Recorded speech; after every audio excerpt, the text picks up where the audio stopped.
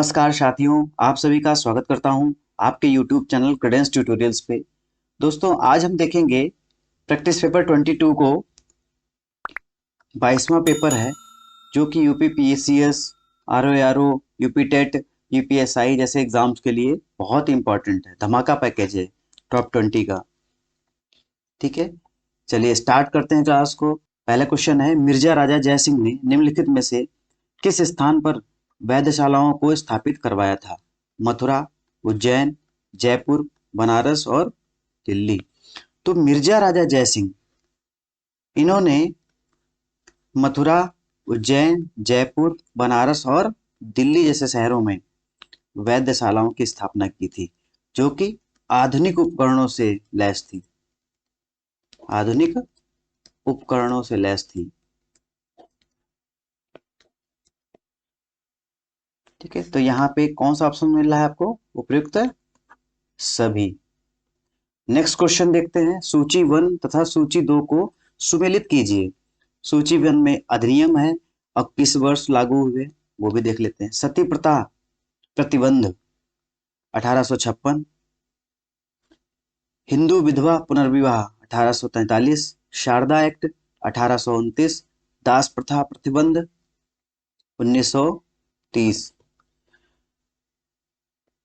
तो ये बहुत ही इंपॉर्टेंट क्वेश्चन है। अधिनियम दिए गए हैं और किस वर्ष लागू हुए वो भी देख लेते हैं।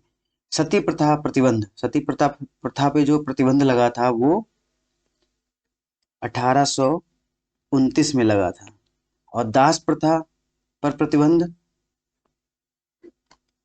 1843 में लगा था।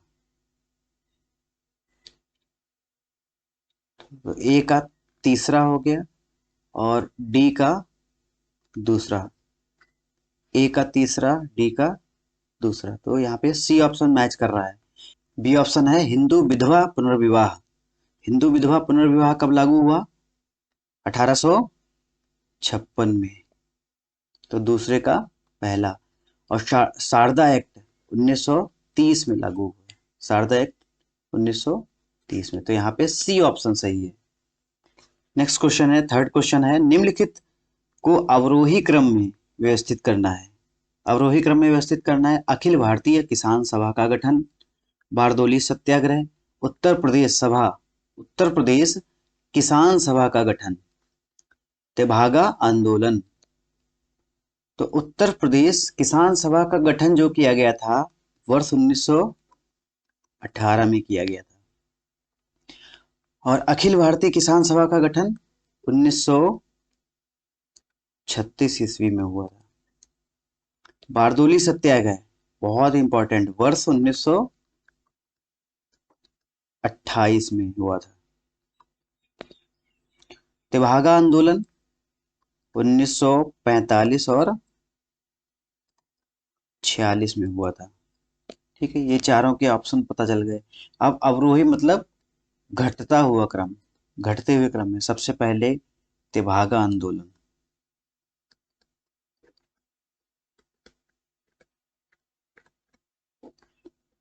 वर्ष 1945-46 में हुआ। उसके बाद 1936 में अखिल भारतीय किसान सभा। उसके बाद 1928 में बारदोली सत्याग्रह दूसरा, और फिर तीसरा। 4, 1, 2 और 3। 4, 1, 2 और 3, सी ऑप्शन यहाँ पे मैच कर रहा है। नेक्स्ट क्वेश्चन देखते हैं, फोर्थ बहुत ही इंपॉर्टेंट क्वेश्चन है, निम्नलिखित में से कौन सरकारिया आयोग के सदस्य थे? इन चार में से ढूंढना है। V Shankar, K Hanumanthaiya, doctor S R Sen, OV Alagesan. तो सरकारी आयोग का गठन जो हुआ था 1983 में हुआ था। और किसके किसके मध्य ये सरकारी आयोग का संबंध था? केंद्र तथा राज्यों के मध्य, राज्यों के मध्य संबंध बनाने से।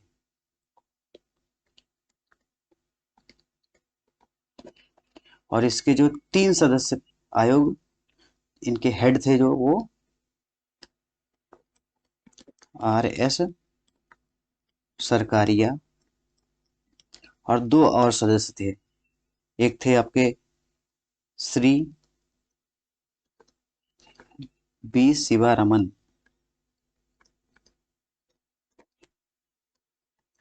दूसरे थे आपके डॉक्टर एस आर सेन।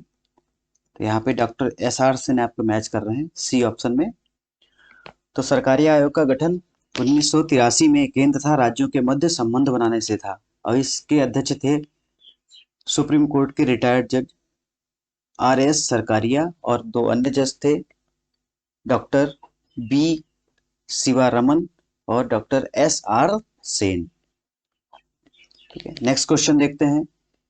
1967 में कौन सी भाषा एक संवैधानिक संशोधन द्वारा प्रमुख मान्यता प्राप्त भारतीय भाषाओं की सूची में सम्मिलित की गई? पश्तो, सिंधी, गारो, कोंकणी। तो यहाँ पे 1967 में 21वां जो संशोधन था, कॉन्स्टिट्यूशनल अमेंडमेंट एक्ट 1967, 21वां संविधान संशोधन अधिनियम 1967 द्वारा सिंधी को, जो सिंधी लैंग्वेज थी, उसको भारतीय भाषाओं की सूची में जोड़ा गया।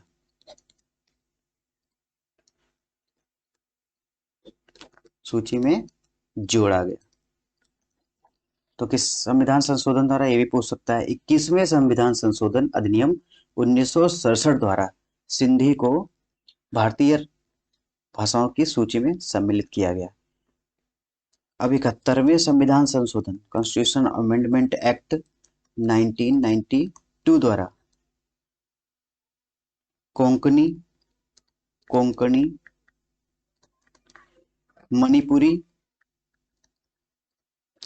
मणिपुरी, और नेपाली, इसको भी भारतीय भाषाओं की सूची में 71वें संविधान संशोधन अधिनियम 1992 द्वारा जोड़ा गया। और लास्ट में जो सबसे लेटेस्ट है वो 92nd amendment act, constitution amendment act 2003। तो 92वें संविधान संशोधन अधिनियम 2003 द्वारा मैथिली, डोगरी, बोडो और संथाली, ये 4 लैंग्वेज को भारतीय भाषाओं की सूची में सम्मिलित किया गया।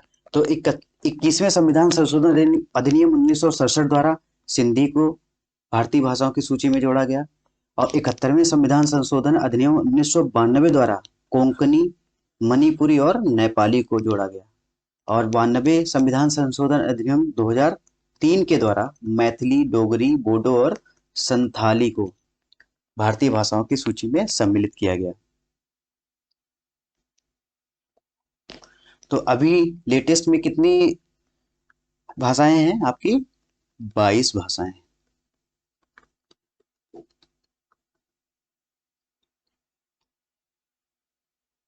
और इनको 8वीं अनुसूची में रखा गया है। नेक्स्ट क्वेश्चन देखते हैं। भारतीय संविधान के अनुच्छेद 344 के तहत प्रथम राजकीय भाषा आयोग का गठन हुआ था। 1950 के एम मुंशी की अध्यक्षता में, 1955 में बीजी खैर की अध्यक्षता में, 1960 में एम सी छागला की अध्यक्षता में, 1957 में पंडित गोविंद बल्लभ पंत की अध्यक्षता में। तो प्रथम राजकीय भाषा आयोग का गठन 1955 में बीजी खेर की अध्यक्षता में इसका आयोग का गठन किया गया था, और अनुच्छेद 344 के तहत। और इन्होंने 1956 में अपनी रिपोर्ट सौंपी थी।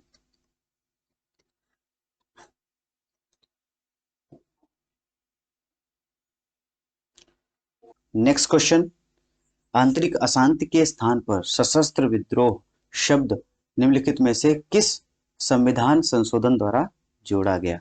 42वें, 44वें, 86वें और 69वें। तो भारतीय संविधान के अनुच्छेद 352 में 352 क्या कहता है? National emergency. अनुच्छेद 352 में निहित है कि युद्ध, बाह्य आक्रमण,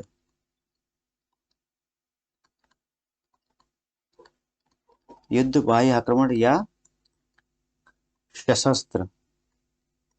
सशस्त्र विद्रोह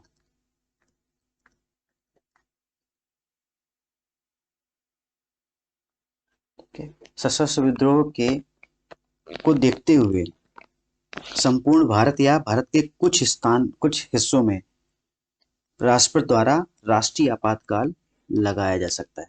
ठीक है, तो अनुच्छेद 352 यही कहता है कि युद्ध, बाह्य आक्रमण या सशस्त्र विद्रोह के कंडीशन में अगर पूरे देश में हो रहा या किसी स्थान विशेष पे हो रहा हो तो राष्ट्रपति इस खतरे को देखते हुए वो नेशनल इमरजेंसी अनुच्छेद 352 के तहत नेशनल इमरजेंसी लगा सकता है।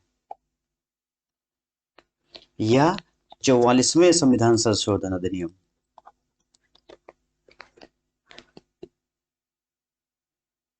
44वें संविधान संशोधन अधिनियम 1978 द्वारा जोड़ा गया था। ठीक है, सशस्त्र विद्रोह। नेक्स्ट क्वेश्चन, भारतीय संविधान के किस अनुच्छेद में अनुसूचित जनजातियों के लिए राष्ट्रीय आयोग का प्रावधान है?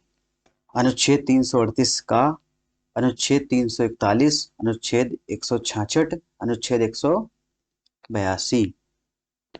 तो अनुसूचित जनजातियों के लिए एक राष्ट्रीय आयोग, ठीक है, इनके लिए एक राष्ट्रीय आयोग का गठन अनुच्छेद 338 के तहत किया गया है। 19 फरवरी 2004 को अनुसूचित जनजाति आयोग का गठन किया गया। तो अनुच्छेद 338 का में ये बोला गया है कि एक अनुसूचित जनजातियों के लिए एक राष्ट्रीय आयोग का प्रावधान होना चाहिए।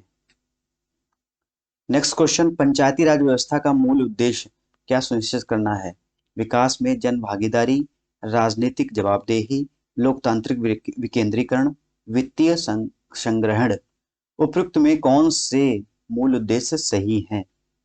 1, 2, 3, 2 और 4, 1 और 3, 1, 2, 3 और 4। तो पंचायती राज व्यवस्था में मूल उद्देश्य क्या सुनिश्चित करना है? विकास में जन भागीदारी, तो जन भागीदारी होना चाहिए विकास में। राजनीतिक जवाबदेही, ये गलत है। लोकतांत्रिक विकेंद्रीकरण, ठीक है, स्वशासन जो होना चाहिए वो लोकतांत्रिक विकेंद्रीकरण होना चाहिए। तो 1 और 3 है यहाँ पे सही है। वित्तीय संग्रहण ये भी गलत है। तो विकास में जन भागीदारी और लोकतांत्रिक विकेंद्रीकरण का मूल सिद्धांत यहाँ पे पंचायती राज व्यवस्था के रूप में देखा गया है। नेक्स्ट क्वेश्चन देखते हैं, भारत के संविधान के नवे भाग के अधीन पंचायती राज व्यवस्था किन राज्यों में लागू नहीं है? असम, मिजोरम और नागालैंड, मेघालय और त्रिपुरा, नागालैंड, मेघालय और मिजोरम, सिक्किम, त्रिपुरा और मेघालय। तो भारतीय संविधान के नवे भाग के अधीन पंचायती राज व्यवस्था नागालैंड, मेघालय और मिजोरम और कुछ अन्य विशेष क्षेत्र जैसे मणिपुर के पहाड़ी क्षेत्र जहां जिला परिषद अस्तित्व में है, पश्चिम बंगाल के दार्जिलिंग में जहां गोरखा हिल परिषद अस्तित्व में है, लागू नहीं है। ठीक है, तो नागालैंड, मेघालय और मिजोरम, यहाँ पे पंचायती राज व्यवस्था लागू नहीं है क्योंकि यहाँ पे जिला परिषद है।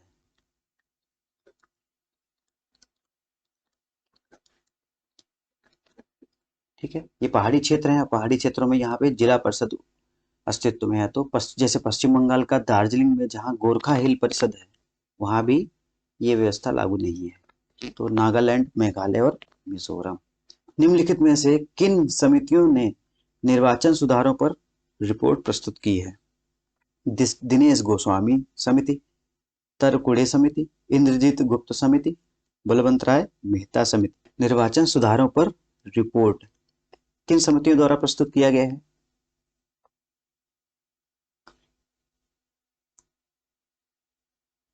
दिनेश गोस्वामी समिति, तारकुड़े समिति और इंद्रजीत गुप्त समिति।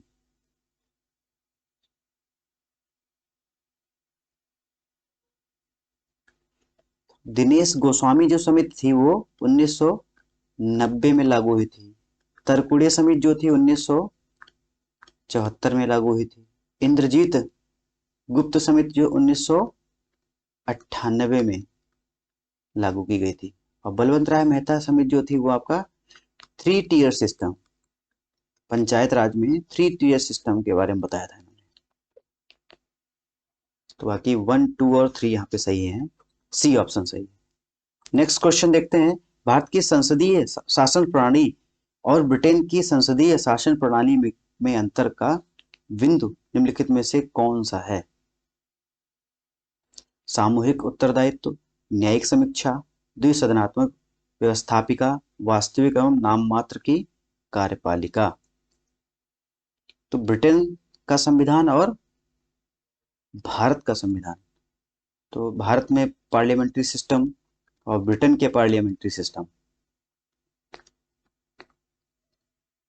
पार्लियामेंट्री सिस्टम और ब्रिटेन कॉन्स्टिट्यूशन में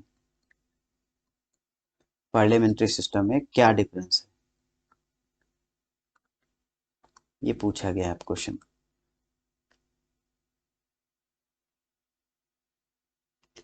सामूहिक उत्तरदायित्व, न्यायिक समीक्षा, द्विसदनात्मक व्यवस्थापिका और वास्तविक और नाममात्र की कार्यपालिका। तो ये जो न्यायिक समीक्षा है, जुडिशियल रिव्यू,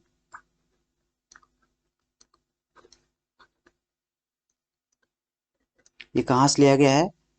अमेरिकन, यूएस का जो कॉन्स्टिट्यूशन है, अमेरिकन कॉन्स्टिट्यूशन से लिया गया है।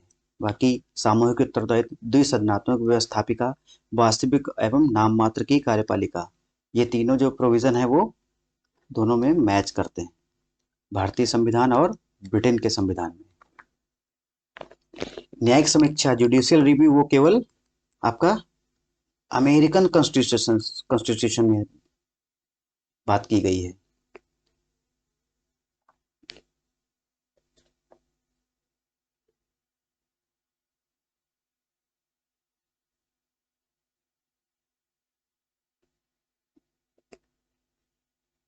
ठीक है, तो यहाँ पे बी ऑप्शन को छोड़ के बाकी आपके सभी आपके सही है।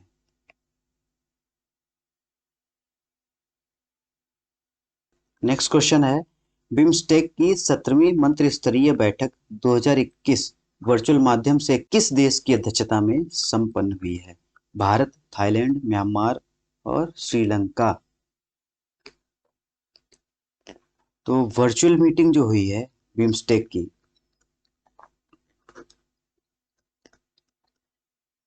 उसकी अध्यक्षता किसने की थी? श्रीलंका ने, बिम्स्टेक।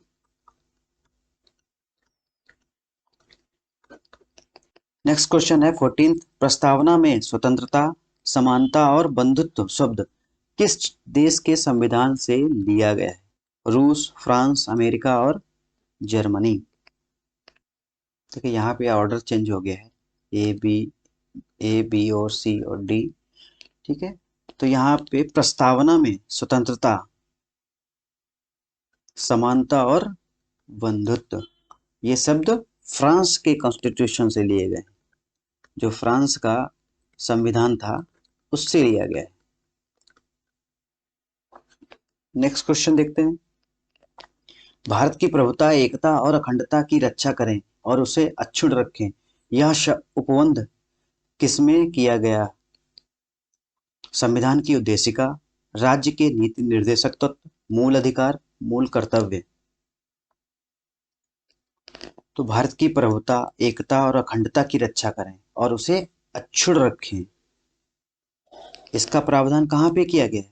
मूल कर्तव्य। आपके मूल कर्तव्य कहाँ पे दिया गया है? आर्टिकल 51 ए में। आपके मूल कर्तव्यों को इस आर्टिकल 51 ए में जोड़ा गया है। Fundamental duties.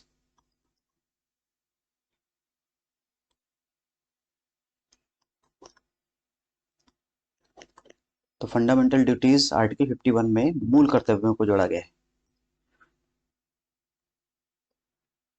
नेक्स्ट क्वेश्चन है, भारत के उपराष्ट्रपति को पदच्युत करने संबंधी प्रस्ताव प्रस्तावित किया जा सकता है? किस सदन में प्रस्तावित किया जा सकता है? चार ऑप्शन देख लेते हैं। केवल लोकसभा में, संसद के किसी भी सदन में, संसद की संयुक्त बैठक में, केवल राज्यसभा में। तो प्रस्तावित कहाँ पे किया जाएगा? सबसे पहले वो राज्यसभा में। अब उपराष्ट्रपति को हटाने के लिए महाभियोग जैसी प्रक्रिया का पालन नहीं किया जाएगा, वो केवल राष्ट्रपति को हटाने के लिए किया जाएगा। तो महाभियोग प्रक्रिया यहाँ पे लागू नहीं होगी, वो केवल कहाँ पे लागू होती है? राष्ट्रपति को हटाने के लिए।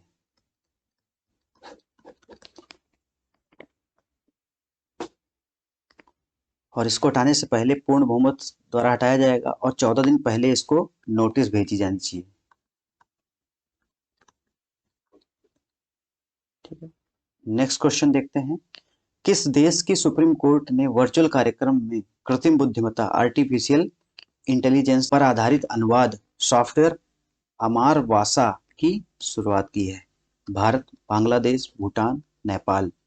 तो अमार वासा नामक एक जो सॉफ्टवेयर था, एआई से रिलेटेड है, आर्टिफिशियल इंटेलिजेंसी से। तो कहाँ पे स्टार्ट किया गया है? बांग्लादेश की सुप्रीम कोर्ट द्वारा, सुप्रीम कोर्ट ऑफ बांग्लादेश द्वारा। नेक्स्ट क्वेश्चन देखते हैं। निम्नलिखित को सुमेलित करिए। सूची 1 और सूची 2। लेहमैन असंबद्धता, क्रस्ट मेंटल, रैपिटी असंबद्धता, ऊपरी क्रस्ट निचला क्रस्ट, कोन रॉड असंबद्धता, ऊपरी मेंटल निचला मेंटल, मोहो असंबद्धता, बाह्य कोर और आंतरिक कोर। तो जो लेहमैन असंबद्धता है वो बाह्य कोर और आंतरिक कोर से रिलेटेड है। रैपिटी असंबद्धता जो है वो ऊपरी मेंटल और निचला मेंटल से रिलेटेड है। कॉन रॉड असंबद्धता वो ऊपरी क्रस्ट और निचला क्रस्ट। मोहो असंबद्धता वो क्रस्ट मेंटल से संबंधित है। तो यहाँ पे ए का 4, बी का 3, सी का 1, डी का 2। 4 3 1 2, सॉरी 4 3 2 1।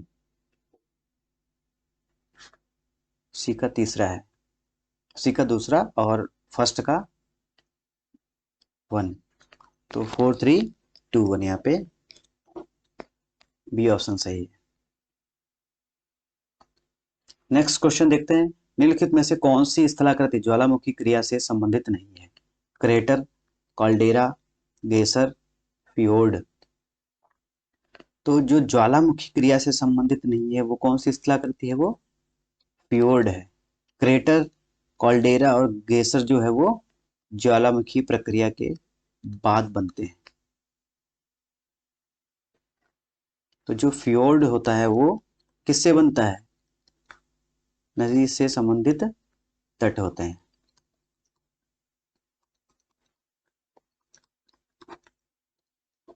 फ्योर्ड जो होते हैं नदी से रिलेटेड संबंधित जो तट होते हैं उनको फ्योर्ड कहा जाता है।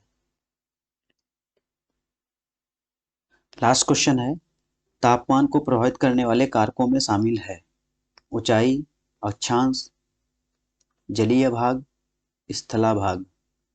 तो तापमान को प्रभावित करने वाले कारक कौन कौन से हैं? एक तो हाइट, अक्षांश, जलीय भाग और उसका स्थलीय भाग जो है, स्थला भाग या स्थलीय भाग जो है वो सभी जो कारक हैं वो तापमान को प्रभावित करते हैं। तो यहाँ पे सभी सही है, 1 2 3 और 4। चलिए आज की क्लास को यही समाप्त करेंगे और आशा करते हैं कि आपको ये सीरीज बहुत अच्छी लग रही होगी। अगर अच्छी लग रही है तो हमारे चैनल को सब्सक्राइब कीजिए, शेयर कीजिए और अपने दोस्तों को भी भेजिए। जय हिंद, जय भारत, नमस्कार।